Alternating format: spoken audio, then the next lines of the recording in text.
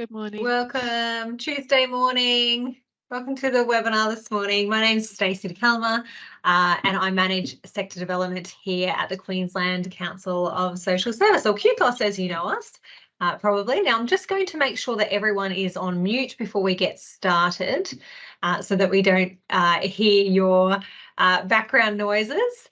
And feel free through the session to utilise the chat, or if you would like to, you can take yourself off mute and ask questions. We're really happy to, we'll be answering any questions you might have at the end. So feel free to pop them down if you think you might forget them, and we'll get to them as soon as we can. Now, before we get into the content today, I just want to take a minute to acknowledge the Yagara and Turrbal people and the custodians of the land that I am on today. I'm in West End, right near the Brisbane River, and I want to pay my respects to their elders past and present. This week, obviously, this acknowledgement, we are really turning our minds to the weekend that we just had, and I want to take a minute to reflect on that and acknowledge the deep sorrow and grief felt by a lot of First Nations people and others, their allies at this time, and express my gratitude and our gratitude as an organisation for the leadership that we've seen from First Nations communities in the lead up to the referendum, and for their generosity in continuing to invite us to come along on this journey with them. And excuse me, we're really committed to continuing this conversation.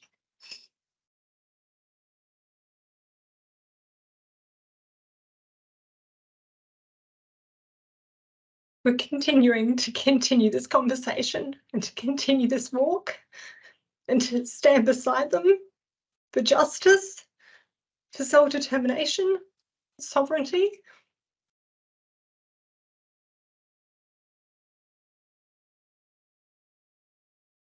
I'd like to thank them for that. I acknowledge the land that you're on today, wherever you are. And I invite you to acknowledge the custodians of the land you're on in the chat if you would like to.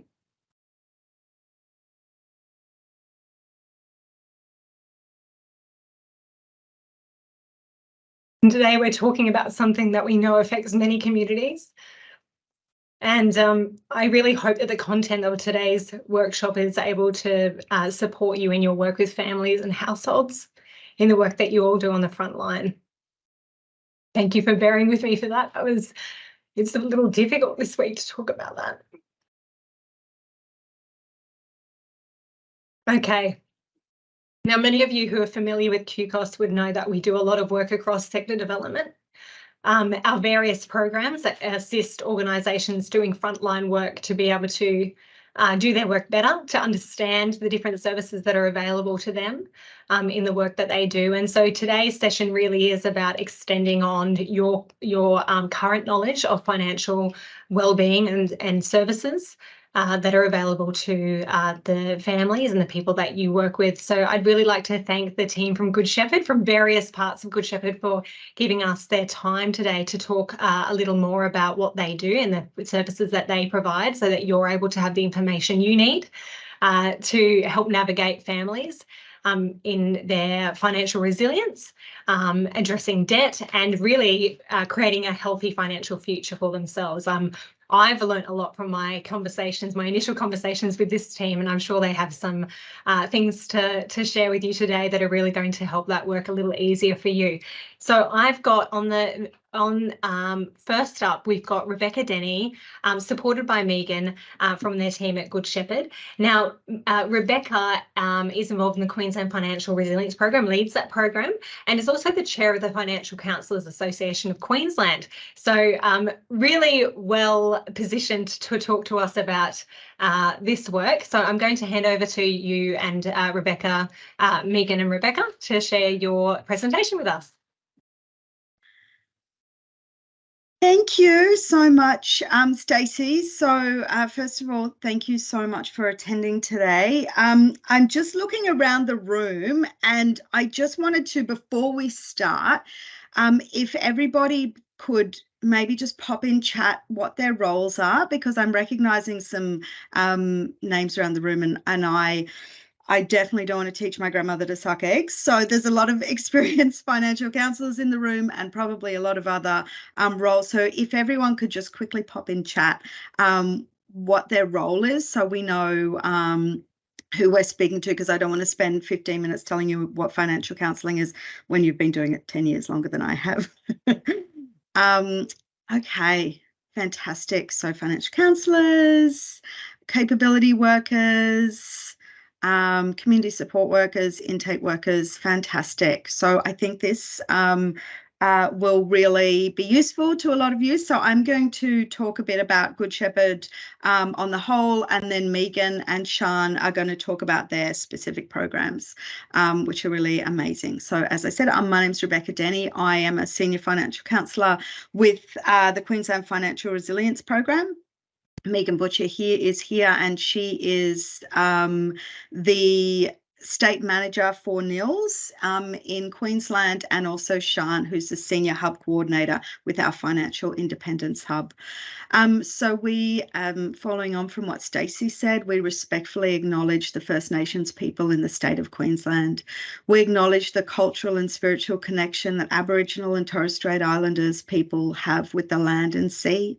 We respectfully acknowledge Aboriginal people and Torres Strait Islander people as two unique and diverse peoples with their own rich and distinct cultures. And we pay our respects to elders past and present, as well as the existing and emerging leaders who walk together in the partnership on this journey. So obviously, more than ever, it's important to make these acknowledgements. So I just want to give you an overview of what we're going to be discussing today. So it's really about people's pathway to financial resilience and wellbeing. So that can be different for lots of people, and everyone starts that journey in a different place. But Good Shepherd has got a lot of supports to help people along the way. And so this presentation is really about letting other services know what's available and how they can make those referrals and how they can best assist their clients. As we know, with the current financial climate, everybody's looking for services to support their clients. So hopefully we'll be able to give you a bit of information today on how you can refer and what we can do for your clients. So today we're going to be talking about our 3 programs, our no interest loans, which I think everybody knows a little bit about, but Megan's going to go into detail and give you those, and then later on you can ask questions. So a lot more detail, a lot more information about that. I'm going to be talking about the Queensland Financial Resilience Program, and then Sian is going to talk about the Financial Independence Hub, which is a very, very exciting program that you're all going to want to hear about. So thank you so much for the opportunity to speak. And I've introduced everyone, so we'll get into it. But first of all, this is Good Shepherd's vision. So I'm not going to go into every little thing in detail, but across the top are basically what we want for our clients, what we want their environment to be, what we want their knowledge and skills to be, how we'd like their behaviour to be, and finally how we would like them to perceive their financial situation, how they feel about their financial situation. Underneath our row, you probably recognise all of these clients based on everybody's roles here today. You would definitely recognise what we're seeing with our clients at the moment. Our clients have a lack of access to safe products, financial products, and so they're leaning heavily towards, payday lenders, buy now, pay laters, credit cards, more so than ever. We're seeing a lot of people who don't have a lot of financial education, or people who are making bad financial decisions based on the high levels of stress that they're under. People are at the moment not in the same place they were previously with the ability to buffer themselves against financial stress. People are feeling financial hardship at so much a higher rate than they did previously. And I know that everybody here is probably absolutely exhausted because we are at the coalface of that. So that's who we're seeing and people are struggling to meet daily living expenses. So that's our client base. And then underneath is our services that Good Shepherd are offering to meet that. So we're going to go into detail later, but we do a lot of policy work based in Victoria, but in Queensland, we really contribute to that in terms of advocating to government and that sort of thing about credit legislation and increasing the rate of Centrelink, that sort of thing. We're building financial literacy and in community engagement within our services. We have our no interest loans, our Queensland Financial Resilience Program, and our Financial Independence Hub, which I keep telling you you're going to hear about later and how exciting it's going to be. So let's talk about financial well-being. So financial well-being is we all have to make decisions about money every day and throughout our lifetimes, from small decisions such as what food to buy through to bigger decisions about housing, debts, investments, and making a will. So financial well-being is about feeling secure and in control of your money both now and in the future. It's about making the most of your money from day to day, dealing with the unexpected, and being on track for a healthy financial future. So in short, it means that you're financially resilient, you're confident, and you're empowered. And people who experience financial well-being are less stressed about money. So, and as we all know, that has a massive impact and a bi-directional relationship with your health, with your physical and mental health. So the main factors that we have when we see someone in financial stress is that they're living pay to pay, which we're all seeing, trouble sleeping and mental and physical health issues. People are going without essentials. People are going without food. People are going without electricity. People are going without vehicles. People are going without medication. It's also a major barrier to economic participation, which we know now is a huge part of mental health. So people are lonely and they're not engaging with their community because you do need to either have the money to do so or you need the mental capacity to do so, and that's impacted on both sides.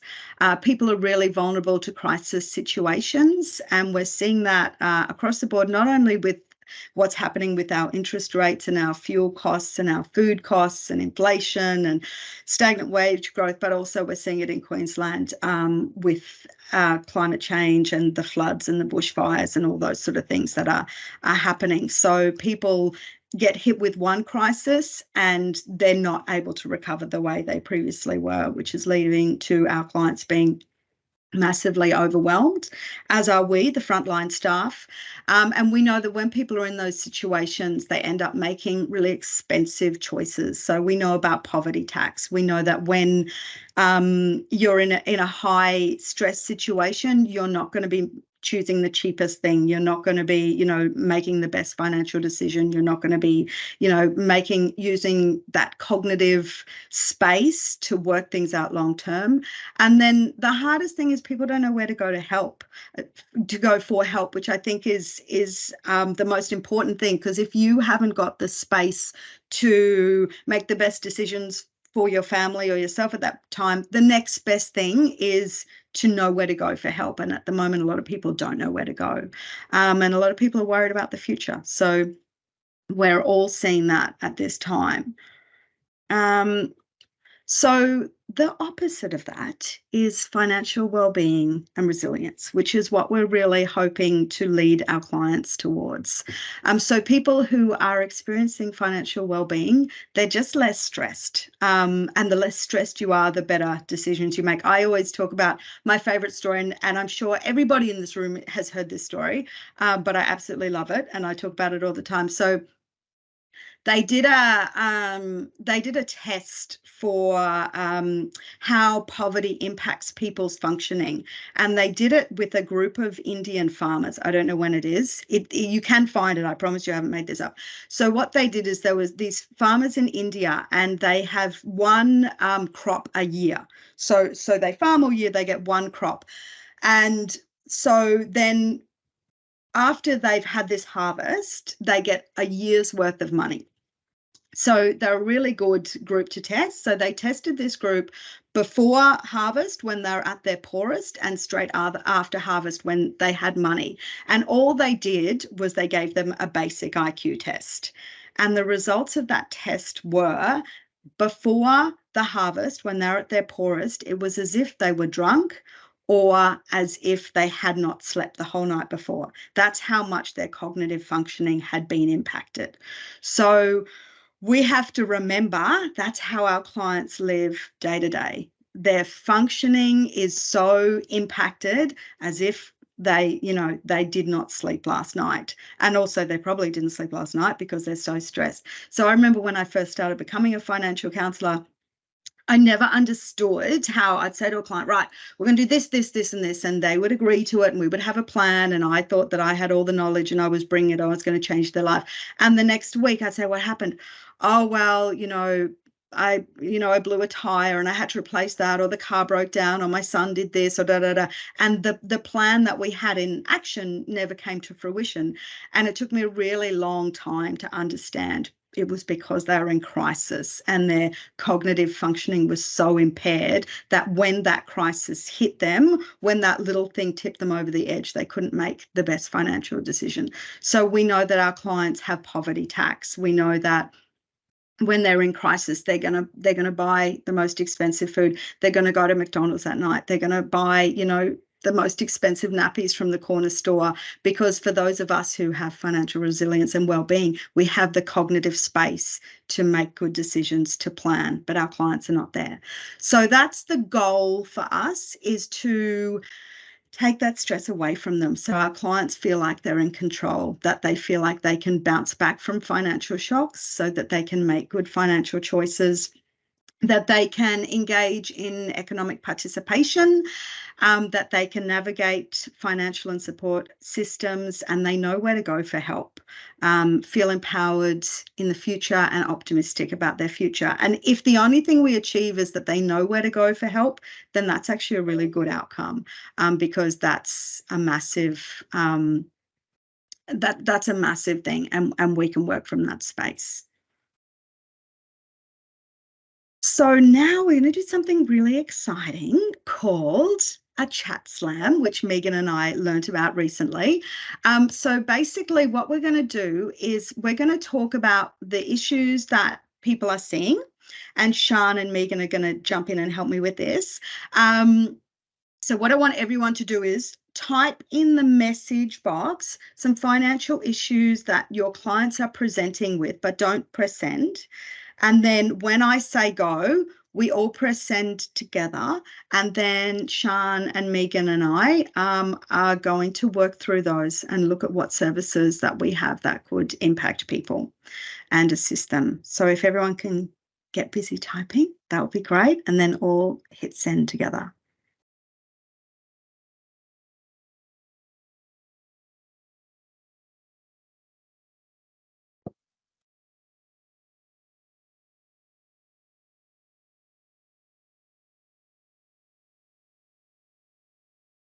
Okay, do you think that was enough time? Okay. All right, so if everyone can hit send, and then we can all see what people are dealing with at the moment.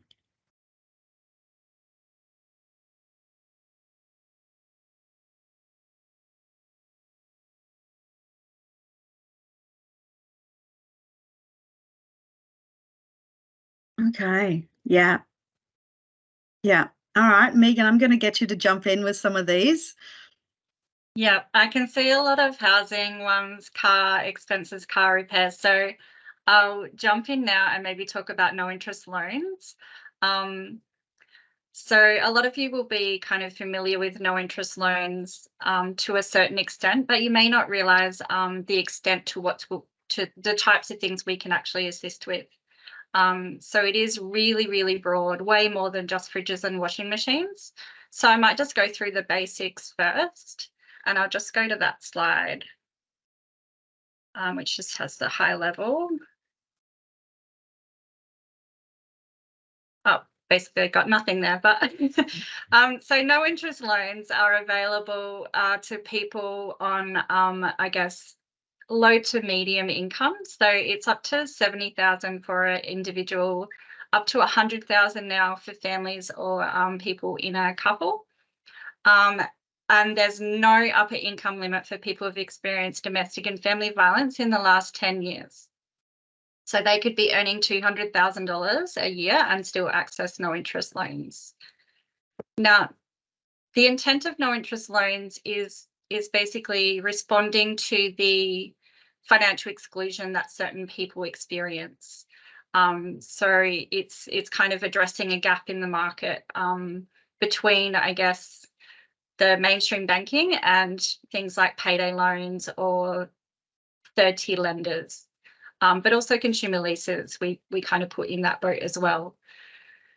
So no interest loans are not meant to be for daily things. They're meant to be for those one-off or unexpected expenses or things that catch people by surprise.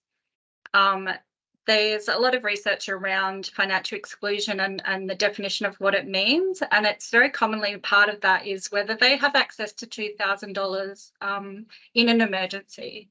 So that's really the space that NILS operates in. It's like something's happened or something unexpected, or even an annual thing that caught someone by surprise, like your car rego. That's what NILS is available for. So in terms of loan purpose, it's things that are essential in nature and have a social, health, economic well-being outcome for clients or their dependents. So that's the broad kind of, test. We also, of course, look at, is it the best option available to the client? So it's always really important to think about other supports that might be available. So we'll just go to rental arrears. So rental arrears, we tend to, look to the government support programs, so the housing support providers first, and specialist housing providers, because sometimes they have grant money that can help people with arrears. So we tend to go, well, have you tried that first? If they say, yes, I've been there, but they can't help me for a variety of reasons, then we can actually look to see whether a no interest loan can help them with their rent arrears. So what we look for with rent arrears is it is by exception because it is a debt, which is not something we normally do. But if the reason they fell behind was a kind of short-term or temporary thing, and they're now back on track or they have a plan to get back on track, that's relatively certain to happen, we can look at doing a loan for rent arrears. So the types of things that we see is someone's working in casual employment and they get sick, so they can't work for a while, so their income obviously dropped. They fell behind on their rent, but they're now back at work. So they're able to sustain the rent going forward, and giving them a loan for the rent arrears will help them sustain that property and reduce that stress or risk of them being evicted. Now, same for car repairs, really. So we tend to encourage people to come to NILS for car repairs up front, but we occasionally do make exceptions again. If someone's already had it done and then they find they can't afford it, we can also just look at making an exception that it's technically a debt, but we can look at doing that. So car repairs is actually now one of our most common loan purposes. Very, very common. So that can help people stay in employment. It can help them get their kids to school. It can help them get to health appointments. So we know in all parts of Queensland, sometimes a car can be their lifeline. So car repairs and registration is one of our highest, most common loan purposes. I guess the only other thing to mention is there are 47 NILS providers in Queensland, so there's quite a lot. Some of them are listed on the Find a Provider tool on the Good Shepherd website, which I've just put up on the screen. Not all of them are, though, because they have smaller capacity, but it's good to know who the local providers are in your area so that you can refer into them. There's also the 2 Good Money stores, which operate statewide. I think that's about it. Do you have a question, Karen?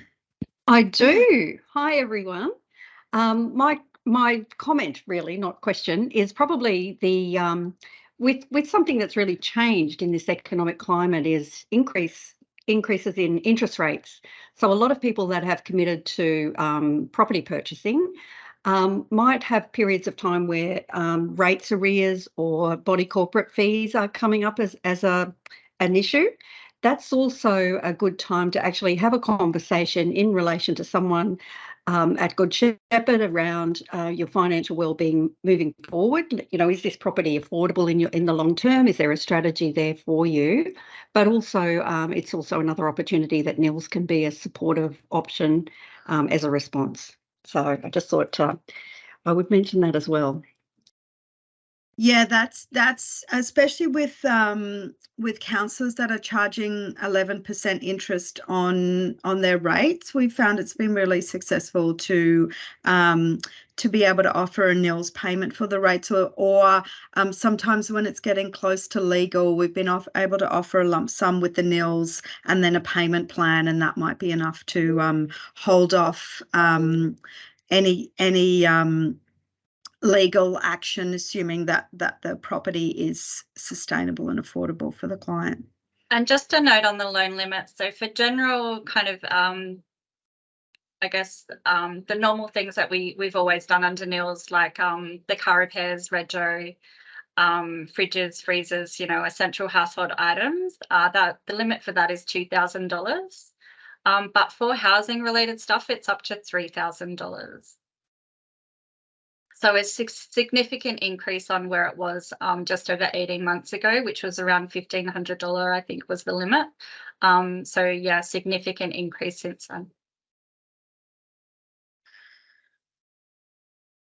Can we use NILS to pay a home care package service provider, Megan?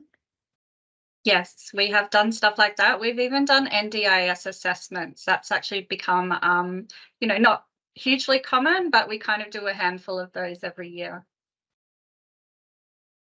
Fantastic. The assessment to ensure that they can actually complete the application process really to get into NDIS. Okay, great. Okay. Now, can you take me back to the slide that we're on, Megan? Because now I'm really confused. Okay, beautiful. Oh, whoops. Yeah. So did we want to just talk through the other stuff in order now, Rebecca? Yeah, I think you've hit most of it. So rental arrears is the big one. And yeah, as you've discussed, we can do that, but it has to be a sustainable solution. You can do home care providers on NILS. We can't fix the high cost of living and unable to make ends meet. I'm sorry. NILS can do energy bills though, those sorts of things, if it's a sustainable option. Yeah, so we tend to always, with those things, look to see if there's other options. So generally with things like anything where there's a hardship program as part of, you know, the responses available, we would always go to that first. And one of the main reasons for that is we don't want to take NILS away as an option for other things. Yeah, and so car expenses are a really, NILS really steps into that space, absolutely. Yeah, and the main reason for that is there's very little or no other support available in terms of financial support. Yeah. So discussing financial education, and based on the group we have here today, you'd all be well aware of that.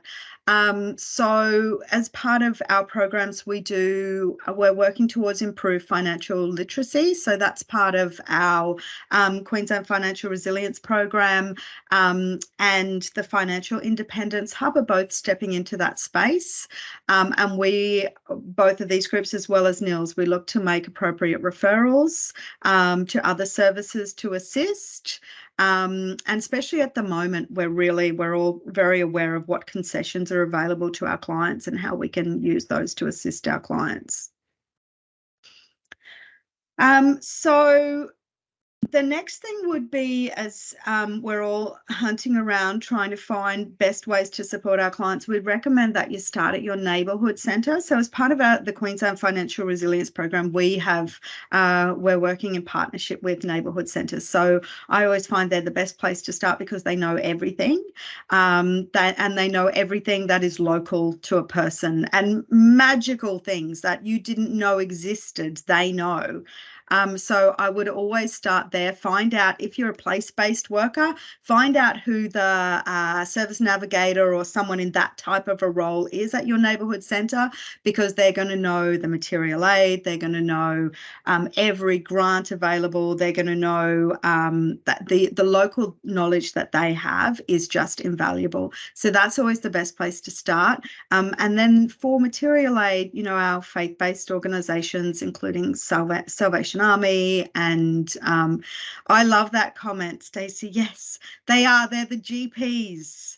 I constantly marvel at what is discovered by neighbourhood centres.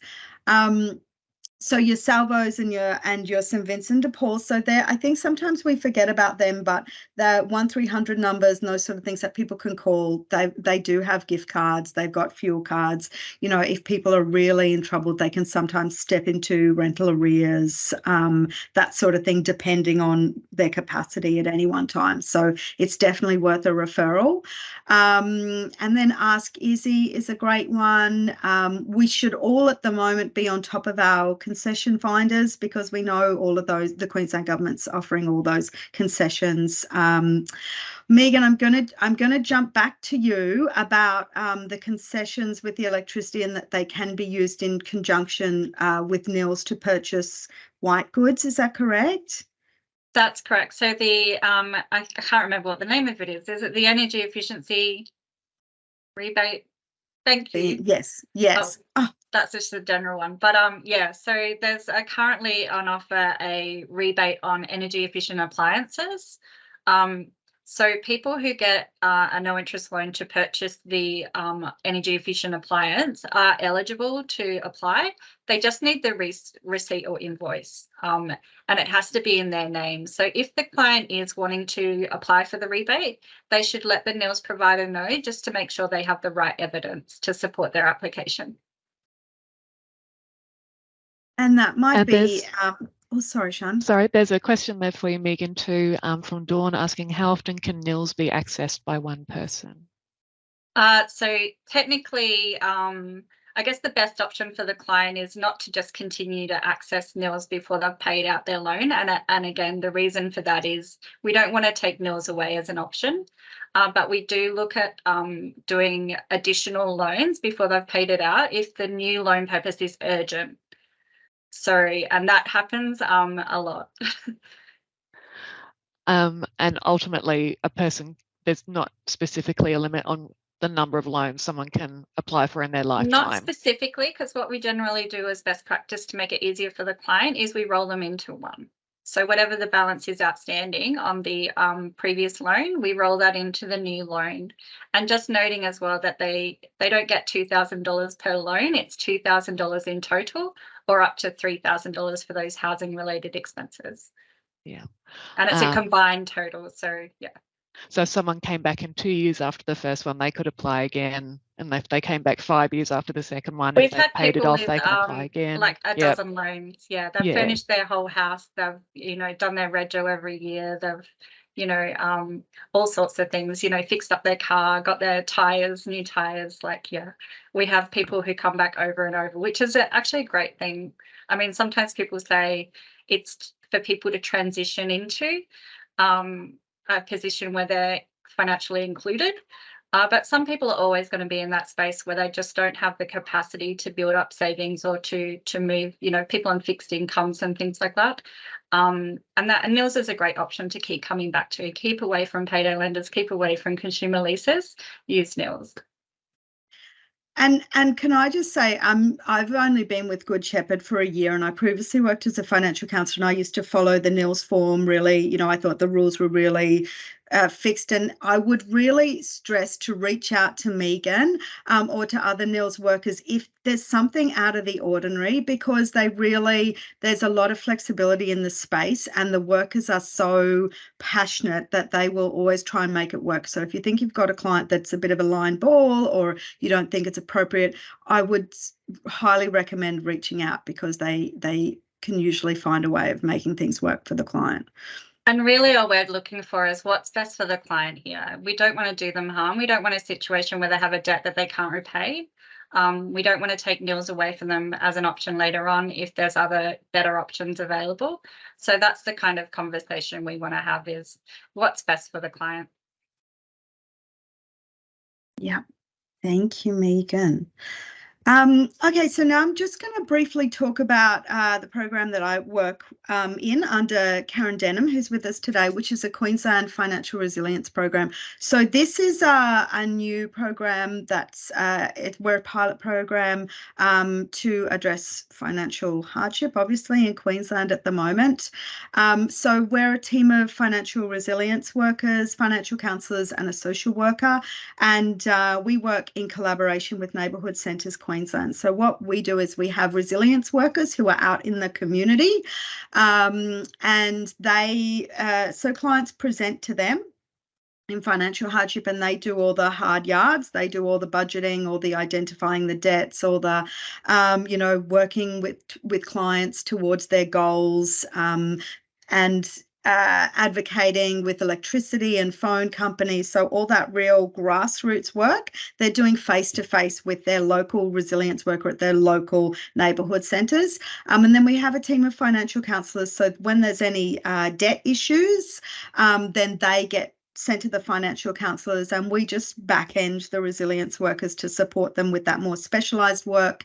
And then we also have a social worker who does the psychosocial issues that so many of our clients are presenting with at the moment. So any more complex mental health issues, or if someone needs assistance in navigating NDIS or Centrelink, or the mental health system, or any of our very exclusive systems that are often keep people out, we have a social worker who can walk people through negotiating those.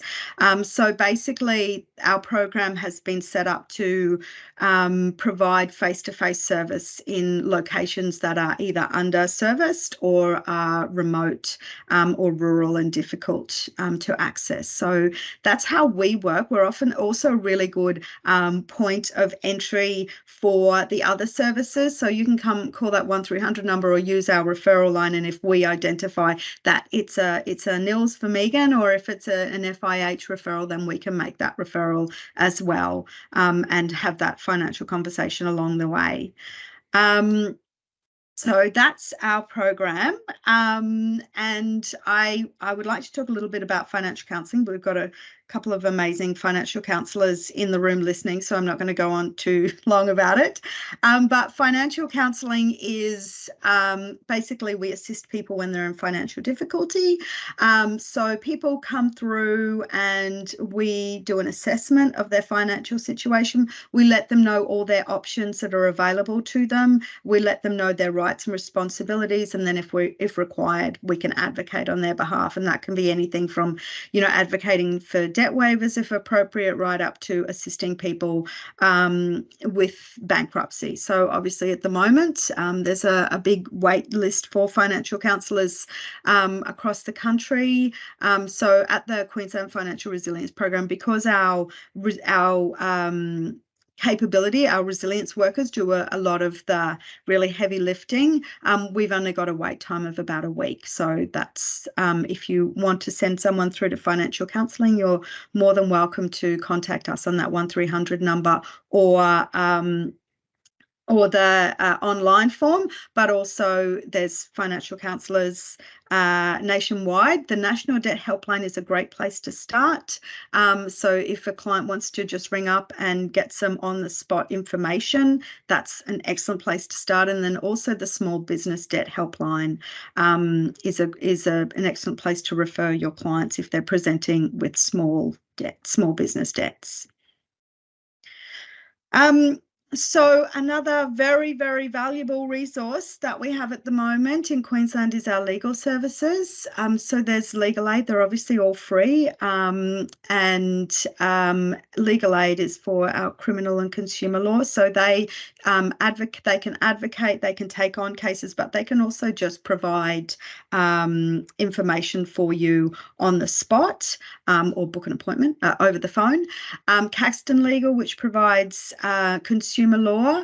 The seniors legal and support service is just absolutely invaluable, as I know so many people are presenting with elder abuse at the moment.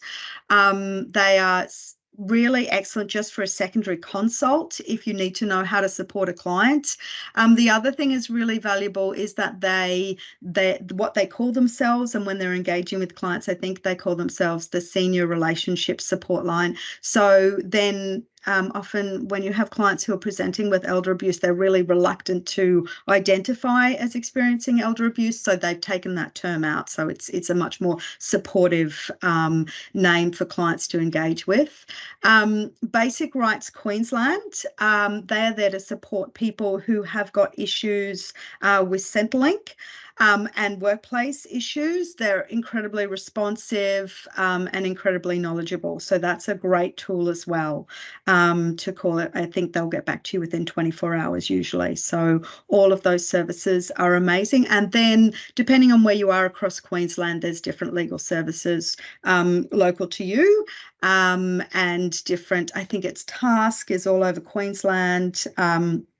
So yes, find out who your local legal service is, and I would highly recommend building a relationship with them.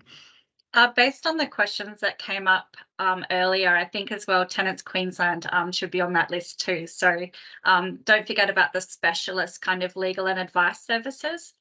Tenants Queensland is amazing in terms of even the resources they have, the fact sheets they have on their website are really, really great in the way that they set out the law in a a user-friendly way, and they have most of the main issues that we would come across working in this space. They would have a fact sheet and information about it. Yeah, and that's a first place that we need to be referring our clients at the moment, because even though we're all dealing with it at the moment, we're not necessarily the experts in that space. So I think it's always important to get your client to the expert as soon as possible.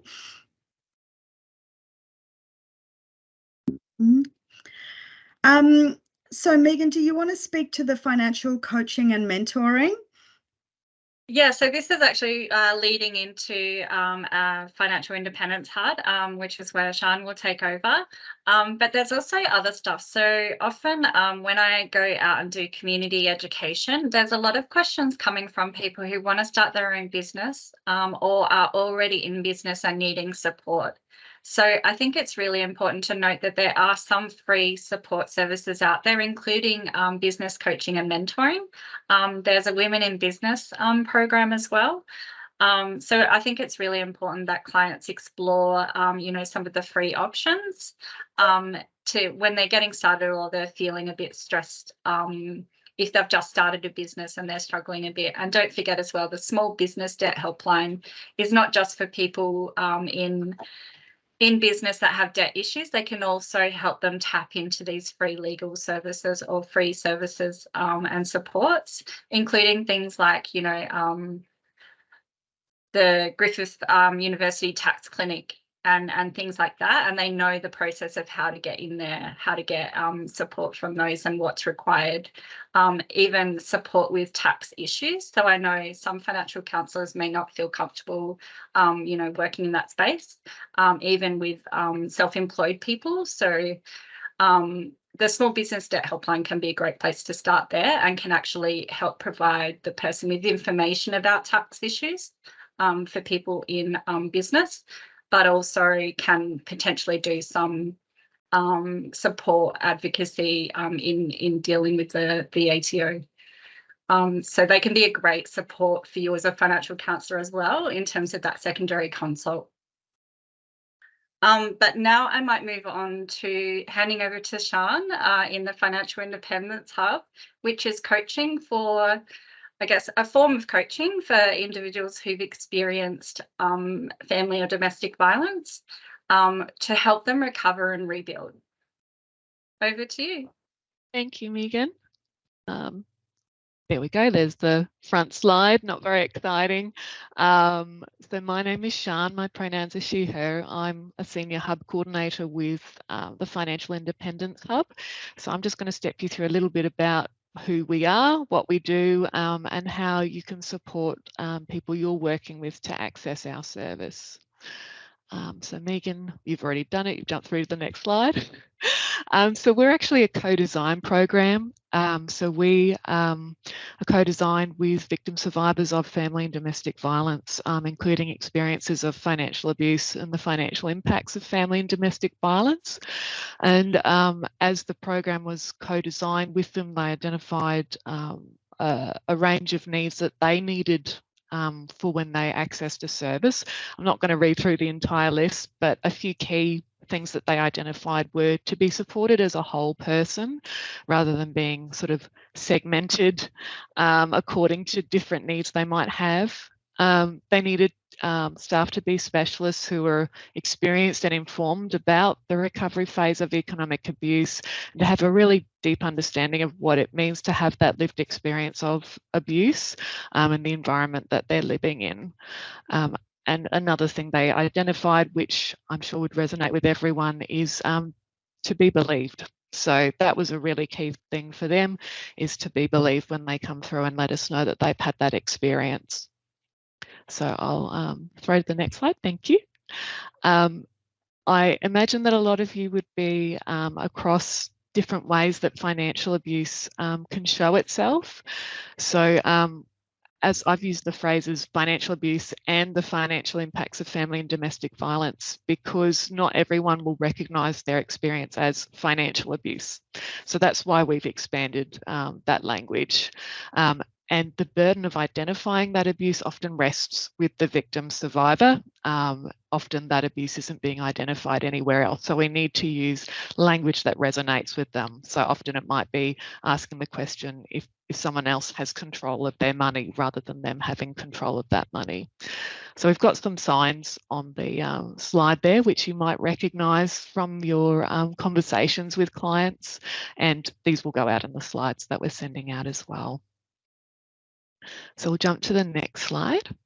Thank you. So this is a big wordy slide, which I won't go into too much. I won't read it all out at you. So the key points are that there are 3 arms to the Financial Independence Hub. We have Hub Coordination, and I lead one of the teams based in Hub Coordination, and our role is intake and assessment, brief intervention, service navigation and referrals. So a lot of the work that we do is around service navigation and referrals, and we do that in a really meaningful way. We follow up, we check in whether the referral has worked for someone and how we can assist them to access the services that they're needing to access. We're also the doorway into the 2 other arms within our service. So that's financial coaching and then financial counselling, which Beck has spoken about a little. So we also have a financial counselling team as well. One of the things I'll flag as well is that participants who, and that's our language for clients, we use the word participants out of our co-design program. Participants who go through to financial coaching are also eligible to apply for an FIH interest-free loan, with FIH standing for Financial Independence Hub. So we have National Australia Bank no interest loans, or NILS, and then over here we have the Commonwealth Bank of Australia FIH interest-free loan. So it's a different loan product. It's fully funded by the CBA, and the amount is anywhere from $2,000 up to $15,000. And it does require a credit check as part of the loan application process. So it's a really I guess, important product that's available to people. It's also really important that I point out it's not a crisis loan, for want of a better way of putting it. It's something that emerges as part of that relationship with their financial coach around what their financial independence goals are and how that loan might fit in with that. One of the things we are certainly seeing coming up is cars. because it's hard to buy a lot of car with only a few $1,000s. So we are seeing people seeking cars, which helps them to access employment, get kids to school and to appointments as part of their recovery from financial abuse and building their financial resilience. And as we go along, please do throw questions in the chat if anything comes up for you. So in this next slide, we talk about who this is designed for. So anyone over the age of 18 living in Australia, they don't have to be an Australian resident. So that's a really important thing to note. Any person of any gender, they don't need to be a Commonwealth Bank customer, and we don't need them to provide evidence of the abuse that they've experienced. It's enough for them to say, I've experienced something, and we'll roll with that. We're not going to ask for DVO evidence or anything like that, because we don't want to go down the path of re-traumatisation with them. One of the things I'll add too, just in terms of that languaging around crisis and recovery, the idea of recovery is it's not necessarily a straight line. People can be doing really well and then things shift. The person using violence is back on the scene, they've been released from incarceration, extraordinary expense comes up, life happens, so they can shift in and out of those stages of recovery quite quickly, and we work with that. So I just want to sort of offer that reassurance that we will work with people where they're at. So we'll jump to the next slide here. Yes. So we have our hub coordinators, financial coaches and financial counsellors. And this is just a little snapshot of the sort of things that we do with them. I'm going to go into more detail in the next slide. So we'll jump to that one. Thanks, Megan. So here's the key information. So service navigation referral, an independence roadmap. So when someone comes through to a coach, they're going to work with that coach on what they want for themselves. They're not going to be told this is how you achieve it. The coach will work with them to understand what their situation is, where the gaps might be, where the opportunities are, and strategies to move forward towards where they want to be. A lot of it is about building confidence, because a lot of people come to us feeling a lot of shame about the experiences they've had with money.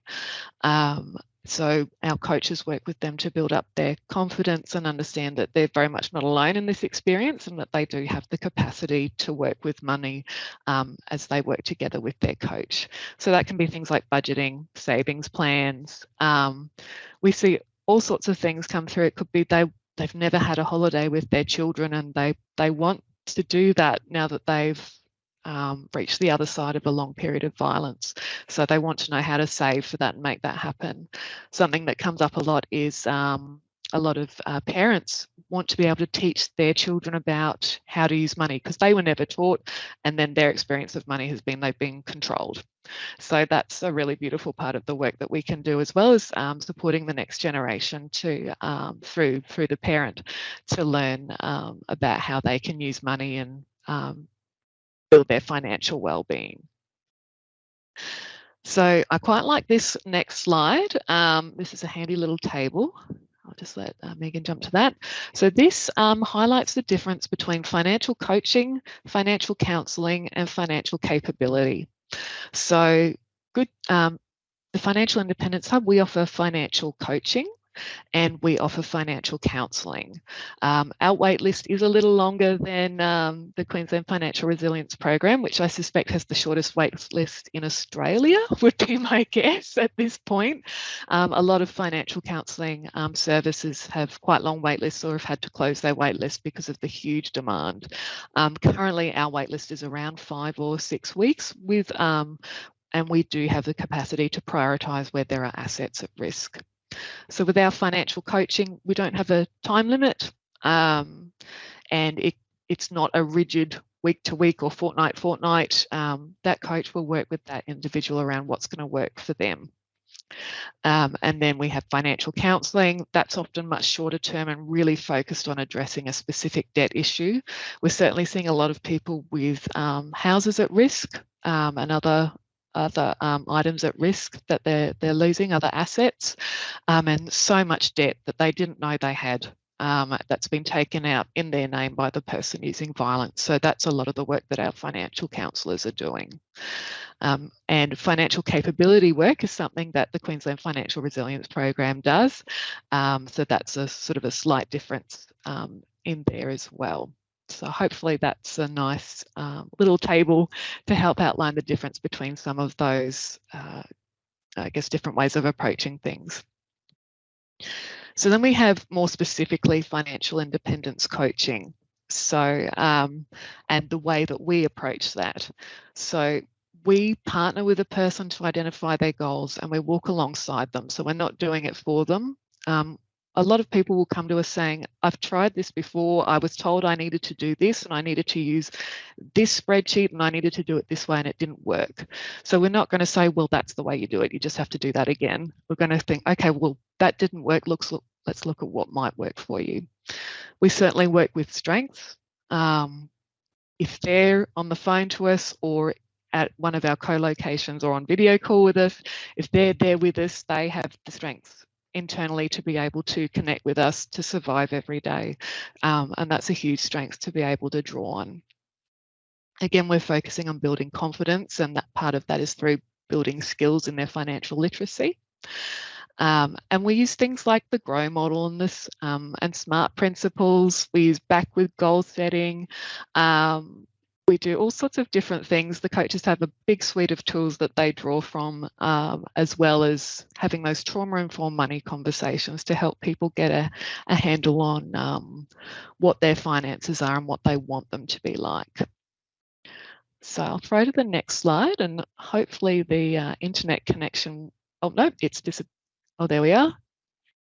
No, that video is not going to work, so we'll jump to the next one. So the next slide, this is a testimonial that one of our participants offered to us. And I'll read this one out.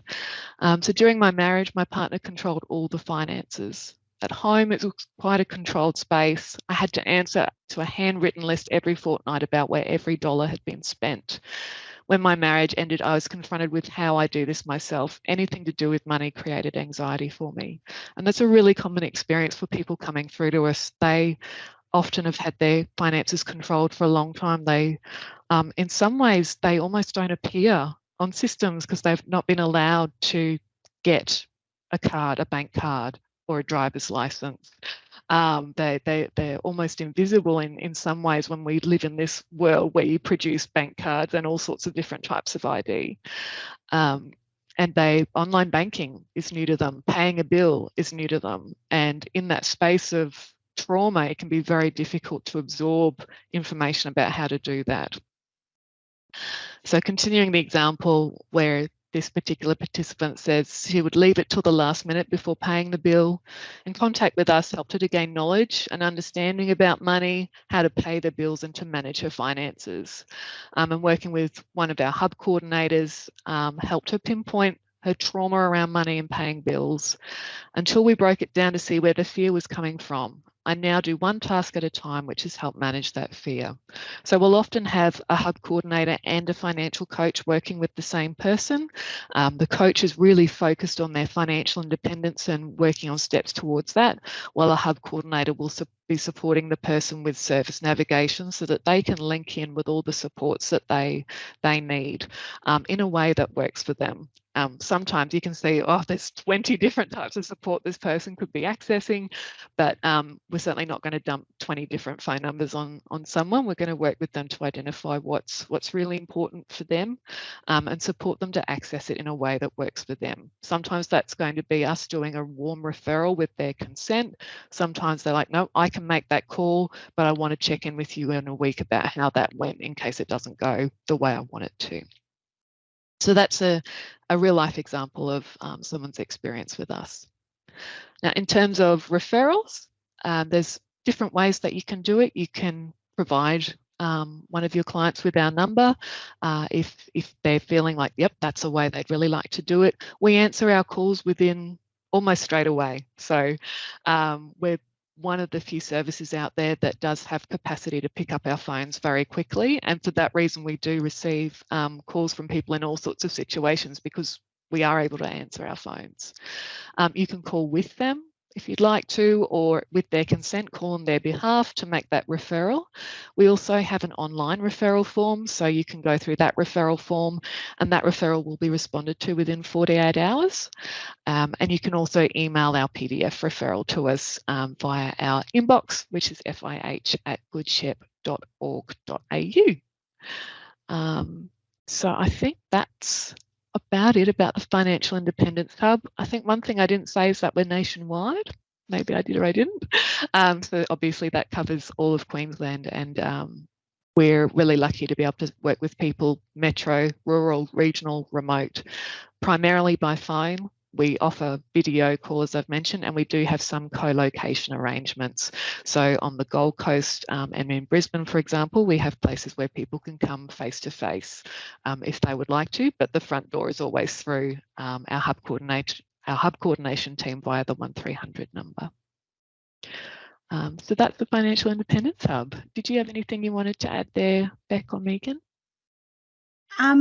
No, I love your program, and we refer all the time and get really great and vice versa. So would anyone like to, because it's such a new program, if anyone would like to just add any questions in the box so Sian can address anything, because it's yes, it's a brave new world. FIH. You might have a participant or a client in mind, and you might be wondering if this would be a suitable program to refer to. You can ask that question. Thinking about the people who call us, we have people who are living homeless, people who have stable accommodation. We have people who have millions of dollars in assets, but everything is caught up in the family court and they can barely afford to feed themselves and their families. We have people in all sorts of situations, people who aren't working in paid employment, people who are working in the sector, people who are working in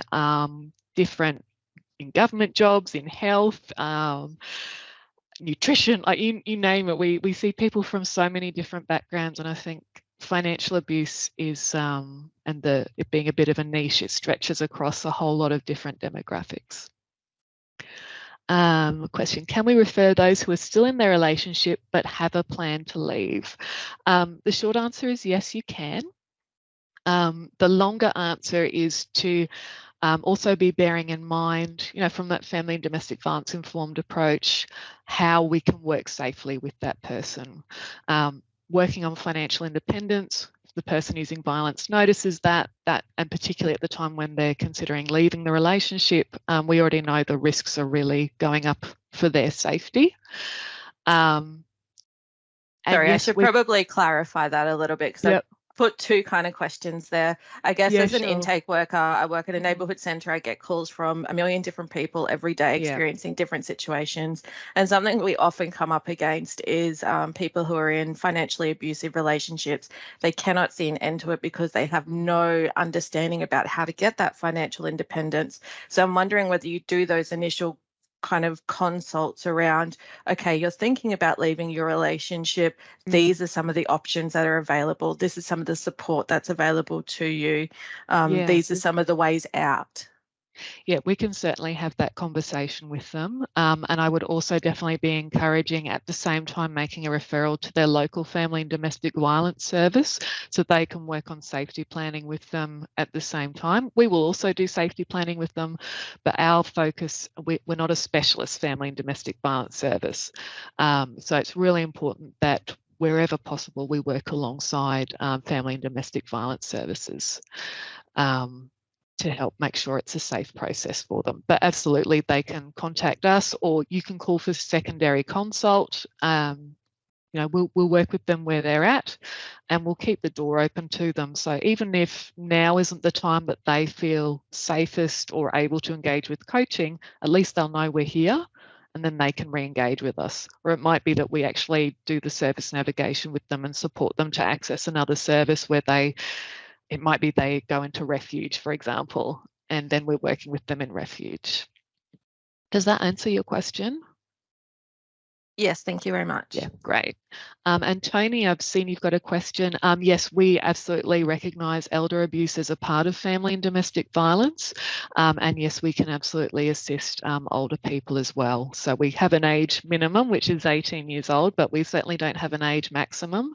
I think the oldest person we've worked with to date was born during World War II. So we've certainly worked with older people along the way as well. That can get a bit more complex with enduring power of attorney and other issues like that come into play. And often a person, if they're being an older person who's being abused by, say, an adult child, they may want to sustain the relationship with the child. And so they can be quite uncertain around how to approach the financial abuse aspect. And the Seniors Legal and Support Service can be great Yeah, there, and they really do respect people who want to maintain the relationship with the child. They will still work with them to try to find a way to protect their assets, for example, or protect their financial situation and still maintain that relationship. Yeah, yeah. so I used to work for SLAS, so yeah. Oh, amazing. Up the Fraser Coast, and I used to work at Seniors Rights Victoria with financial counsellors. So it's good to know, Sian, that the program's there. So thank you. Yeah, no worries. Yeah, and we some of the older people we've been working with have certainly had SLAS involved as well from Caxton Legal, and that's been invaluable to be working in partnership with the legal centre, just to really uphold that person's rights and really work sensitively around what they're wanting and needing for themselves. Sorry, I've got another question. Yeah. I know that you said that you don't require any kind of evidence for people to engage in your service, but you know, for things like the escaping violence payment, they do need that evidence to be able to apply for that payment. Do you provide support letters or anything like that to kind of work towards that evidence so that the people escaping violence are able to access that payment? It's actually something we do quite commonly, is the escaping violence payment application with participants. So we will, with the participants' consent, often use the fast track agency application form, which tends to get them access much quicker than if they're applying by themselves. So we are very commonly assisting with that. And if someone is doing that application process with another agency, but they're engaged with us, then yes, we would be happy to provide a letter of support stating this person is engaged with the Financial Independence Hub, etc., depending on what the consent is. Brilliant, thank you. No worries. Were there any other questions?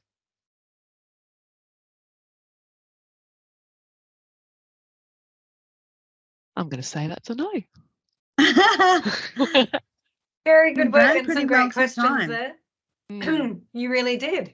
Very well done. I've certainly got quite a few tabs open on my browser now of different things that you were talking about.